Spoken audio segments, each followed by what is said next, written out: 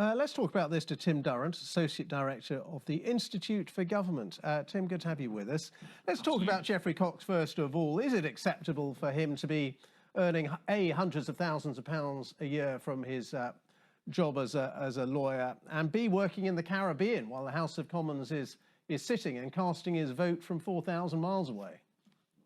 Well, I mean, as we heard from Dominic Raab there, everything that he has done, that Cox has done, is within the rules. So he's declared this external earnings. He was abiding by the COVID rules at the time in terms of not being in person in the Commons.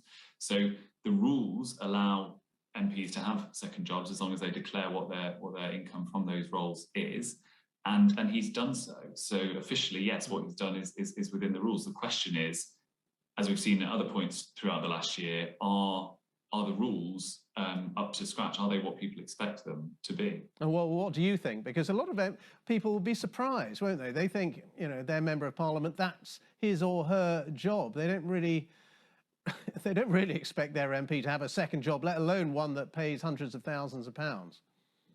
Yeah, indeed. And I think the question is exactly that. You know, how can any MP spend enough time, you know, representing their constituents, speaking in debates, scrutinising legislation, if they're also doing lots of other high-powered work? I think the bigger question is about the rules in general. So like we saw with David Cameron earlier this year in his lobbying on behalf of the Green Seal Finance Company.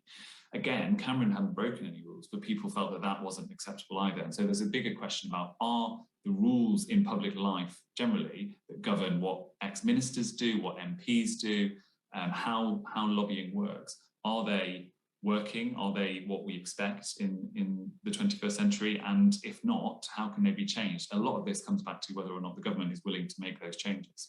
And just on the question of second jobs, you know, the argument is often put, actually, it's very healthy if you have, for example, an MP who's also a doctor. They can bring in the outside experience that they have from that second profession. I mean, does that hold water, do you think? I think it does. I think it's important that MPs do have experience from outside Parliament. You know, people don't like the idea of a House of Commons full of professional politicians who've, you know, maybe come straight out of university, worked as a researcher for another MP and then got a safe seat and then stayed in Parliament. So it's important to bring in different expertise, different experience. The problem is if it's taking up more time than their role as an MP, if it's sort of trumping what they're doing in their main job. I mean, a lot of people look at the House of Commons, well, look at Parliament generally, and say so many of these rules, so many of these practices are frankly archaic. The whole thing just needs, you know, a radical rethink. I mean, I have a lot of sympathy for that personally. I think there is, you know, the momentum, I would say, is building, isn't it, at the moment, too.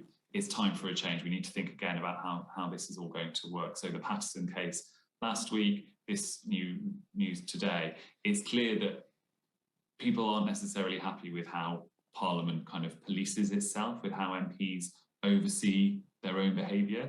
And we're waiting for the Standards Committee in the Commons to analyse the sort of standards processes and work out what changes should be made. I would expect there'll be a lot of interest when they do report back, and people will be keen to see big changes. Good to talk to you, Tim. Thank you very much. Tim Durrant, their Associate Director of the Institute for Government.